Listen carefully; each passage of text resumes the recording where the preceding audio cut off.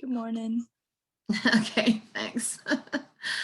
um, okay, so I'm gonna go ahead and get started. I don't think it's gonna take me the whole time. I'm just gonna go through, it's just the one chapter this week. So we're gonna start with, basically we're building up to the Civil War here. So next week is the actual Civil War. So we have to get, basically the root causes, building up to the actual war itself. So that's what we're doing this week. Kind of what we've been doing for the past couple weeks. So, okay, let's start. Hold on, somebody's coming in. Okay, let's start. So right before the Civil War, we have two distinct societies in America. We have the North and we have the South, and they are becoming more and more different from each other as the years pass here. So in the North, we have a big economic boom in the 1840s. So there's a census, y'all have to do. Have you ever done the census? Somebody ever filled out their census information? Y'all do that, or you let your parents do it, or just wondering? I had to do it. I'm sorry. I'm gonna turn my microphone up. I can't hear anybody. Hold on. Okay. The census. So they take the census every 10 years.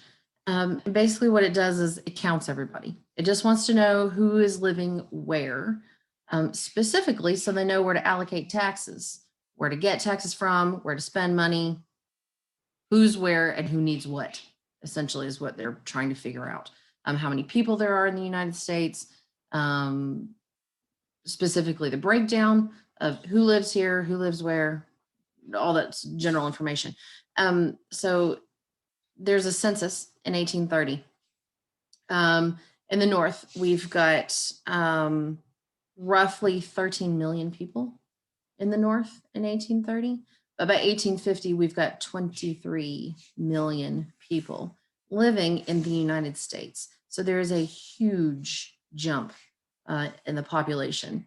And I think we talked about this already before. There's two main reasons for a spike in population. One, immigration. We have a lot of people coming into the United States, a lot of immigrants looking for work, looking for a better life, hoping for an opportunity.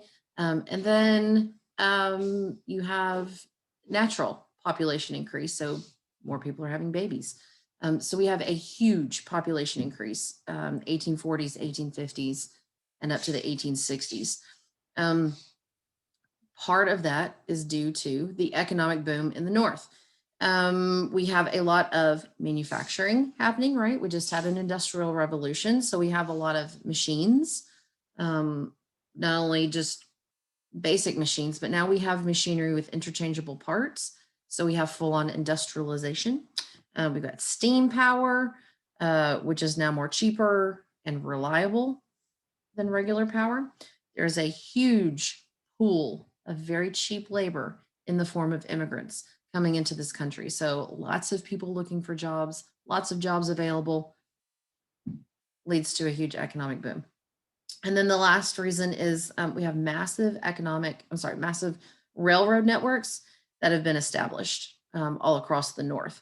In 1850, you got about 9,000 miles of railroad track, but by 1860, we've got 30,000 miles of railroad track just in the North. That's just in the North, mostly west of Pennsylvania, all the way out to the Midwest. So now what we have is, instead of trade moving north to south, using the riverways and canals like we were using before, now we have trade going east to west, mostly in the North. The North and the South are not really trading with one another so much anymore. All the goods that are manufactured in the East are now being sent to the West. So we have trade moving this way instead of this way, which creates more division between the North and the South.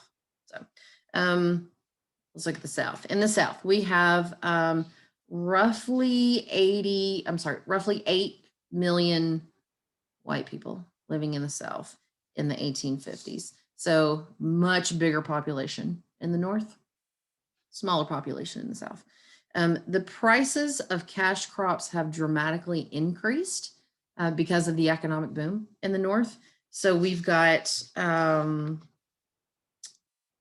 cash crops, specifically things like corn, tobacco, sugar, rice, and of course, cotton. Cotton is king. I think your book talks about King Cotton and how it earns that name. We'll talk about that here in just a second. Hold on, let me let somebody else in. Okay. So in 1850, we are growing roughly, the South grows roughly a billion, 1 billion with a B, 1 billion pounds of cotton a year in 1850. By 1860, which is the start of the Civil War, by 1860, we're at 2.3 billion pounds of cotton a year the South is producing. So huge increase. Most of that is being exported. We're sending Southern cotton counts for 3/5 of all of America's, not just the South, all of America's exports. And we provide the world with most of its cotton. 3/5 of the world's supply of cotton comes from the South. So it's huge. It's a huge business and essentially what keeps the South running for a very long time.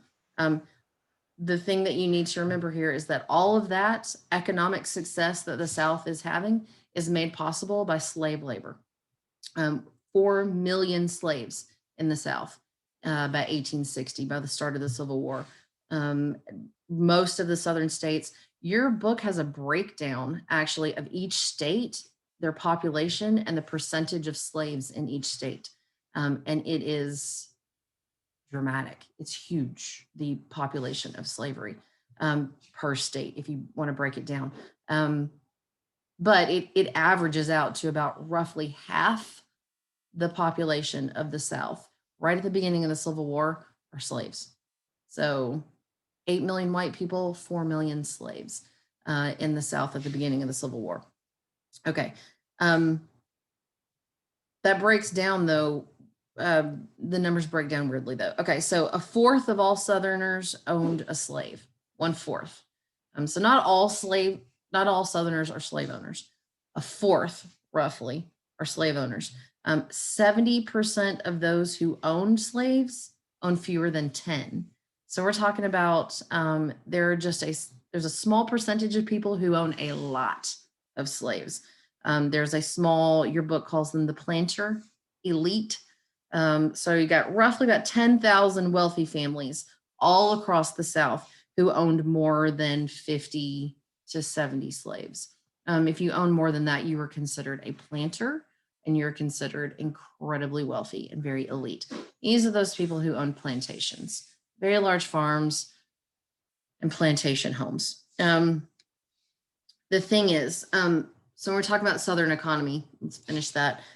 Southern states invest very little in railroads, roads in general, canals, all those sorts of things. Most farmers had very little extra crops to sell or to take to market. So what they're doing is they're farming, and what they have left over, they keep for themselves or they trade with their neighbors.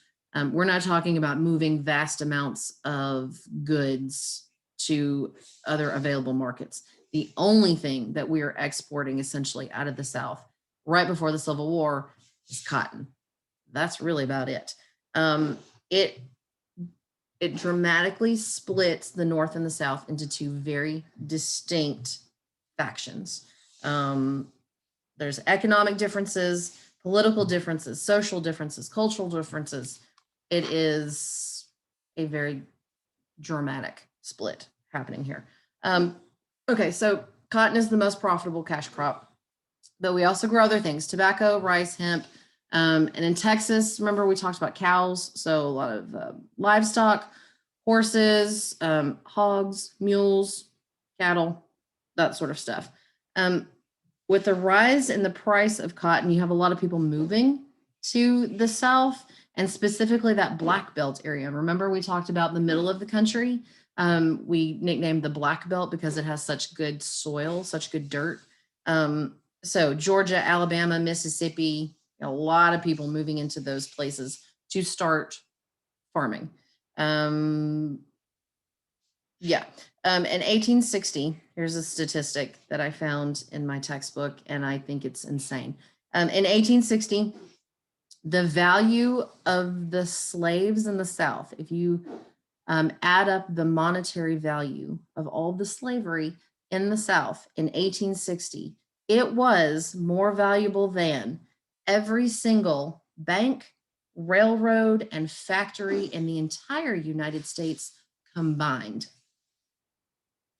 That statistic right there blows my mind. You're talking about roughly 4 million slaves in the South, and the worth of them, the monetary worth of them. If you add all those people together and their labor together, they're worth more than every bank, railroad, and factory in the United States combined. So the South is rich, rich, but it is all dependent on slave labor. It is all in agricultural policy and slave labor. The South led the nation on exports. That's how we make our money, right? King cotton. The 12 richest counties in the United States are all in the South at the beginning of the Civil War. So it's not to say that the South was poor. Not we weren't poor farmers. A lot of them are poor farmers. However, there are a lot of incredibly wealthy people in the South, and they make that money off of slave labor, basically, is what I'm saying here. 80% of cotton exports to England come from the South. So here's the deal. At the beginning of the Civil War, about 1860, there's a huge market crash. We have, if you know anything about supply and demand, we oversaturate the market with cotton. So the price of cotton decreases and drops. And that leads to a serious issue in the South. Okay, your book talks a lot about the plantation setup, the way a plantation is governed, and the way, like, there's the master at the top, and then you've got the plantation mistress, and she kind of runs the house, and it talks about a lot about Southern kind of culture kind of stuff, about like what ladies should do, how men should act, the idea of chivalry, Southern hospitality, all those sorts of things, which I don't know if you guys were born and raised here, if you grew up in the South, but a lot of those ideas still kind of linger. The idea of Southern hospitality and, what a Southern lady ought to be, those sorts of things. I don't know.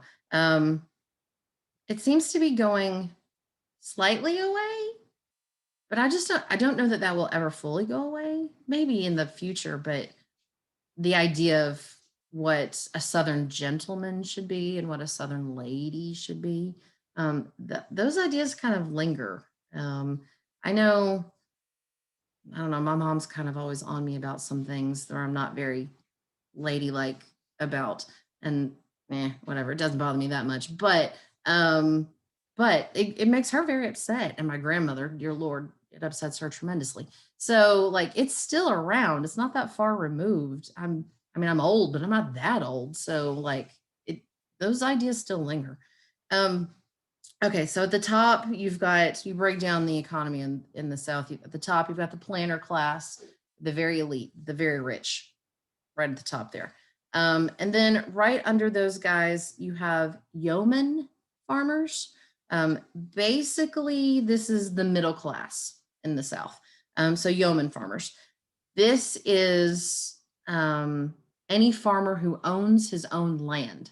That's what makes them different from poor Southerners, is that these yeoman farmers own their own land. In 1860, about 2/3 of these yeoman farmers owned no slaves.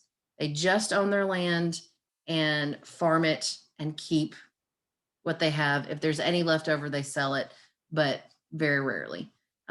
So most Southerners right before the Civil War are either yeoman farmers or was the sharecroppers. So that's a majority of the population here. Okay, so that's basically the breakdown. You got planters at the top, yeoman farmers, and then sharecroppers. Sharecroppers, basically, you don't own your own land. You rent, basically, a plot of land. You grow what you can on the land, and you have to pay a portion of your crops to the person who you're renting from, as rent, as payment for letting him letting you use their land. But that is about a third of the population of the South are sharecroppers, and these people are, I mean, they're barely getting by. These are the poorest section of the economy in the South. Okay, let's talk politics just slightly before we move on. We have continued, as a country, we have continued to move west. We're consistently moving west. One, population increase. We're running out of room in the east, so people keep moving west. The other thing is, we talked last time about the Homestead Act. So people keep moving out there trying to claim their land.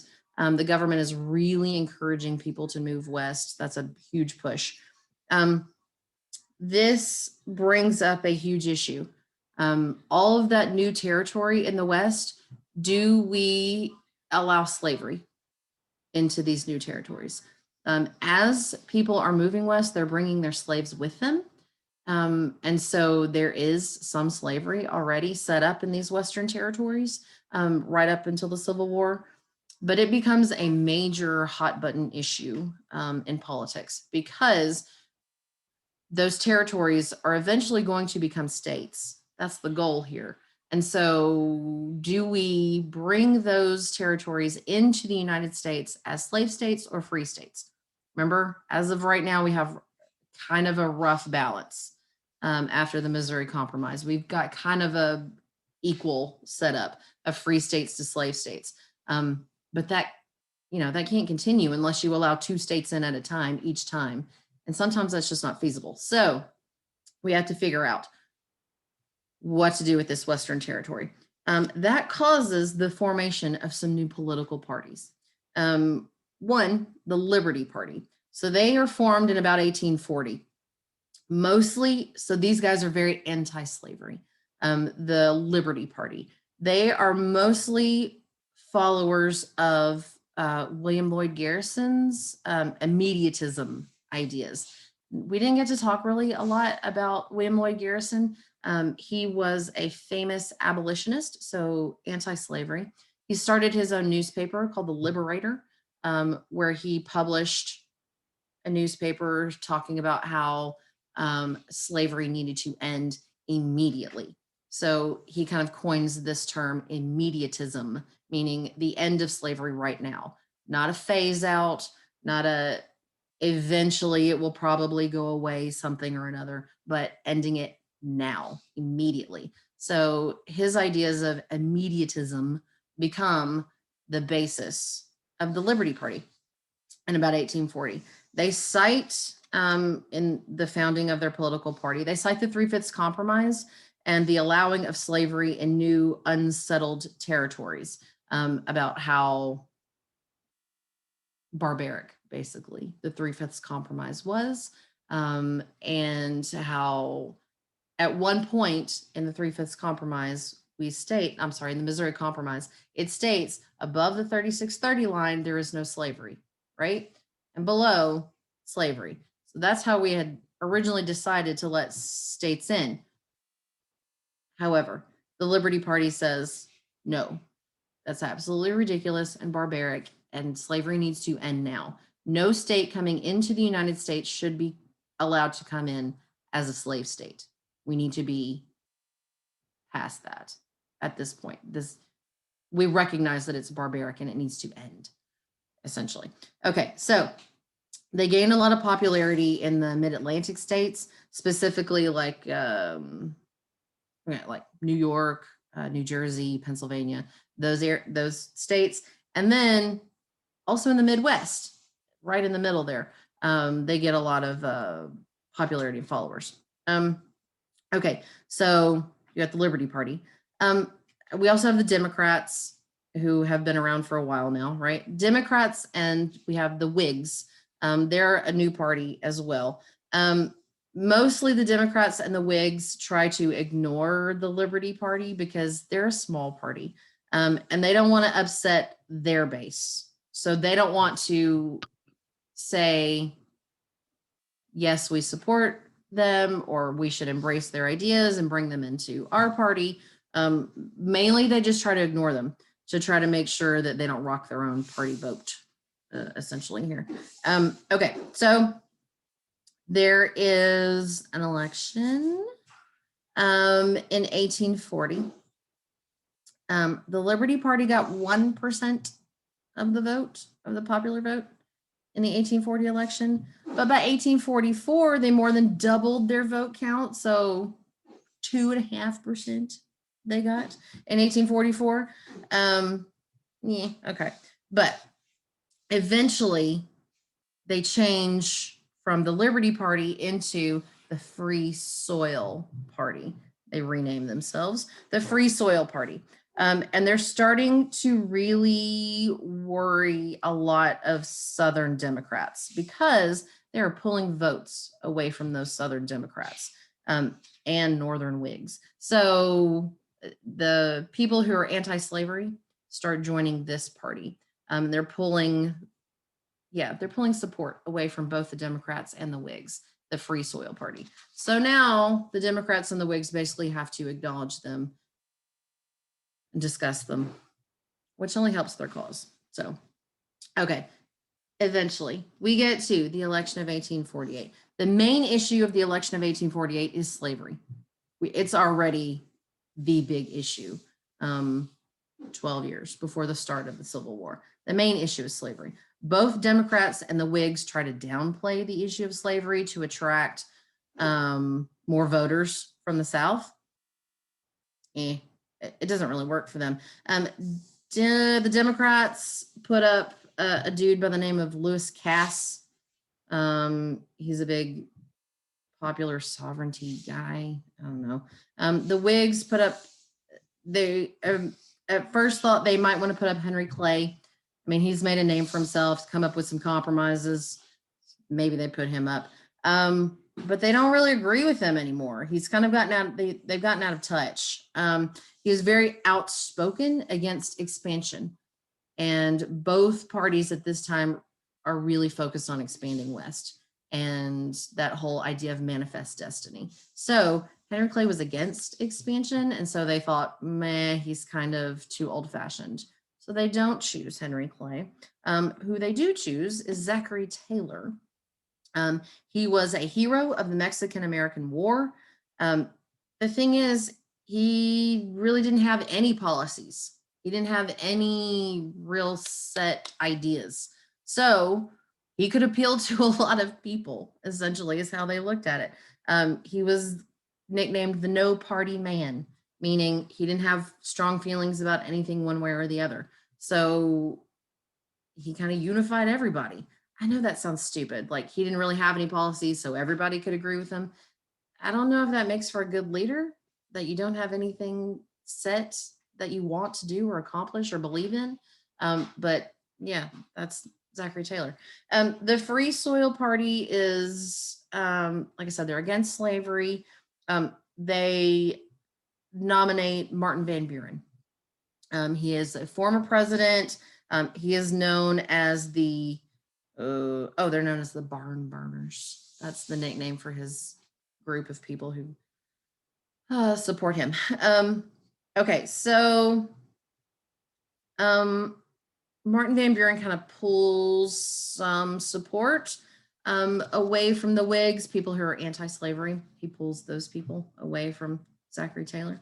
And Liberty Party supporters, right? All join the Free Soil Party. Zachary Taylor wins easily, pretty easily. The Free Soil Party drew votes away from the Democrats. What happens, essentially what is happening now is the Northern Republicans are becoming the anti-slavery party. They are The Free Soil Party joins in with the Republicans. The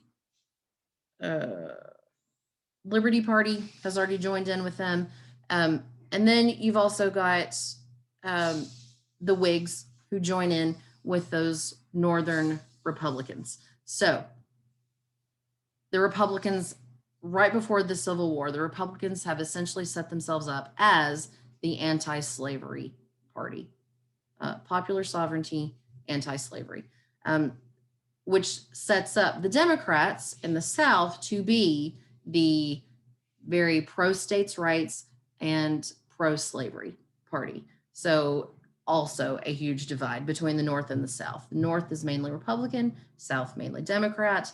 I mean, for obvious reasons, the South is Democrats pro-slavery because their entire economic system is based on slavery. If you outlaw slavery in the South, the entire economic system of the South is going to collapse. So they know that. That's what they're arguing about here, essentially, right? Okay. This sets up the Kansas-Nebraska situation. Kansas and Nebraska are territories in the West. They're not states yet. They want to apply as states, to become states, as a part of the Union. But how do we let them in? Do we let them in as free states? Do we let them in as slave states? That's the debate. So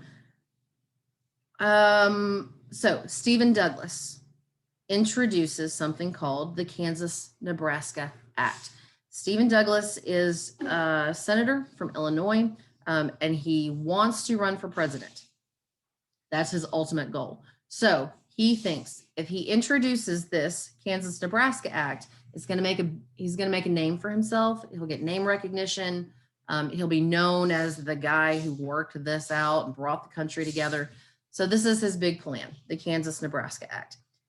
Basically, what he wants to do is, one, repeal the ban on slavery north of the 3630 line. Remember the Missouri Compromise? Anything north is free, anything south is slave. So, I'm sorry, hold on one second. Your class is back, baby. You need to go pay attention. I can hear her talking. Thank you, baby. Okay, sorry. So they want to repeal the ban on slavery in the north of the 3630 line. 2, they would like to split Kansas and Nebraska into 2 separate territories. Kansas comes in as a slave state. Nebraska comes in as a free state. That's the idea. A lot of people protest this because that would allow slavery to spread north. If you get rid of that 3630 line, like a lot of people say, we already agreed to this. This was already kind of set in stone. Anything above this, free. So why are we going back and changing it now? So they vote on it and it passes in May of 1854. So all the loose collection of anti-slavery groups join together and form the Republican Party, and become the anti-slavery party. Also, some pro-slavery Whigs go and join the Democrats. So now we have a Southern pro-slavery party and a Northern anti-slavery party at this point, after the Kansas-Nebraska Act. All this time during this debate, during these few years, still massive amounts of immigration, lots of people still coming into the United States. Why? Industrialization, population growth, crop failures in Europe. You've got the potato famine in Ireland that kills almost 1 million people. A lot of Irish coming over. By, let's see, 1845 to 1855, 3 million immigrants come into the United States, and most of them settle in the North because there are factories there and jobs. So this huge backlash against immigration starts happening. Is a huge flood of anti-immigration sentiment. that gets termed nativism. Nativism. There is nothing more than historians love nothing more than to put ism on the end of random words and call it a thing. But here you go. Remember, I was just talking about immediateism. So here we're talking about nativism. Basically, nativism is the idea that native-born Americans believe in their superiority over any kind of foreign-born person, any kind of immigrant coming into this country. If you're a nativist, then you believe that the country you're born in is far superior. The people who are born there are far superior to anybody else, any kind of immigrant coming in. So all the basic things, I know that you have heard these things. These things still come up time and time again. Racism is consistent. There is one thing that has been consistent throughout American history, a few things, honestly, but racism is just one of them. It is one of the biggest things that we have to continuously deal with and address. And if we don't, well, then we get crap like Trump. Sorry, I don't mean to get political, but you know what I mean. Okay, so, or I hope you know what I mean. I hope you've been paying attention. The thing is, nativism, they start spreading these ideas. And I know that you've heard these because these don't go away. They're upset about the number of people and their perceived character. So things like they're poor, they're unskilled workers. And in the beginning, when they start coming in, the Irish start coming in, there's a complaint against them being Catholic.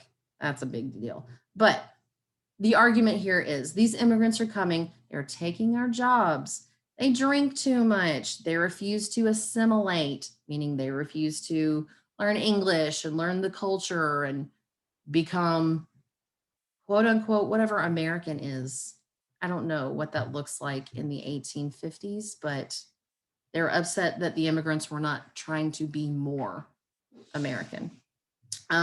It increased poverty in cities. They brought disease. They increased crime.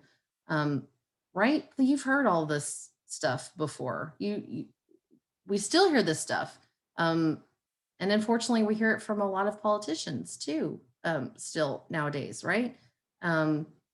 These people are coming in and they're taking your jobs and, you know, they're not assimilating. They don't learn English. And why can't they just go back to where they came from? And yada, yada, yada. Okay, so that's not new. That's been happening for a long time in America. Okay, so immigration is still, in the 1850s, immigration is still happening. There's a huge immigration boom. Lots of people coming in. Okay, this sets up the debate over Kansas. We still are arguing about what to do with Kansas and Nebraska. This debate over what type of state Kansas would be when it gets admitted into the Union. So there's a group of really wealthy abolitionists. So an abolitionist is somebody who's against slavery. So a group of really wealthy New England abolitionists, they established something called the Immigrant Aid Company. And they send 2,000 anti-slavery settlers to go live in Kansas. And a lot of other people go on their own, anti-slavery people move there on their own. The idea here is when Kansas votes on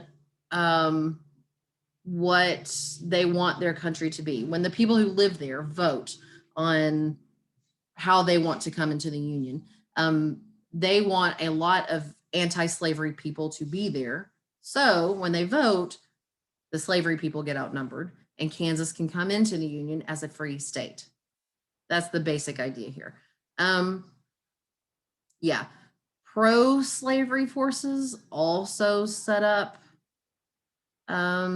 people to cross into Kansas. A lot from Missouri, they're crossing into Kansas. These people get nicknamed border ruffians. I don't know. Okay. Mostly it's just people who live in Missouri who hop over the state line and vote in Kansas illegally. to try to make sure that slavery gets passed, that Kansas comes in as a slave state. So in the spring of 1855, we got about roughly 5,000 men from Missouri who cast illegal votes, electing a pro-slavery territorial government in Lecompton, Kansas. So it legalized slavery in that part of Kansas. There are a lot of anti-slavery settlers who reject this legislature altogether. So in the fall of 1855, they draw up a free state constitution and hold elections, and they elect a governor in Lawrence, Kansas. So we have two cities in Kansas, and they're not that far from each other, Lecompton and Lawrence. One is slave, one is free, both in the same state. Neither one of them recognizing each other as legitimate. So this sets up a huge issue here. There's a big fight in Congress over what to do about this. May 1856, Charles Sumner, who is from Massachusetts, he's a senator from Massachusetts, he gives a really moving anti-slavery speech on the floor of the Senate. 2 days later, he is attacked with a cane by Preston Brooks. He is a senator from South Carolina. He attacks him with his cane, and he nearly beats this man to death on the floor of the Senate. He never fully recovers, Charles Sumner, never fully recovers from this beating. So many people mailed him messages, mailed Preston Brooks messages. A lot of Southerners are like, wow, yay, good for you. They start sending him messages like, hit him again. And he starts collecting canes. People from the South start sending him like homemade walking canes. That sort of becomes his trademark because he nearly beat a man to death on the Senate floor over the issue of slavery, about whether Kansas should be free or slave. It becomes a very heated issue, obviously. Okay, May 1856, pro-slavery vigilantes attack Lawrence, Kansas. They sack the town, they burn down the hotel, they destroy the newspaper presses. The anti-slavery forces tried to get there, but they get there too late. Among those forces are John Brown. John Brown is a famous abolitionist. A lot of people call him a zealot, and he becomes a martyr for his cause, basically. He claims, and this is a quote that he says about himself, he is God's chosen instrument to destroy slavery. He feels very strongly about this, very strongly about this. I have, we can talk about that on Wednesday, actually. John Brown and the raid on Harper's Ferry and what happens to him, actually. So we'll talk about John Brown. We will also talk about the Lincoln Douglas debates. We have to talk about Abraham Lincoln. We cannot talk about getting into the Civil War without discussing Abraham Lincoln, obviously. His upbringing, his thoughts on slavery, and how they changed over time. And I don't know if you have seen it. If you haven't, I would highly recommend you watch Lincoln. It is an amazing movie. It's a little slow. I will give you that. It's a little slow, but it is so well acted and it is so moving. It's really well done. It is really well done. And I think one of the best movies about Lincoln that there have been. Really gives you an insight into his thinking and his mindset right before the Civil War and through the Civil War, all the way up until his assassination. So, okay, anyway, but we'll talk about that on Wednesday. Does anybody have any questions for me before we move on for the day? Please don't forget you have a reading for this week and you have a discussion post that you need to post in by Friday, and a quiz. Okay, quiz due by Wednesday. anybody needs me, just email me, okay? Other than that, have a good day, guys. Thank you. You too. Appreciate it. You too. Thank you.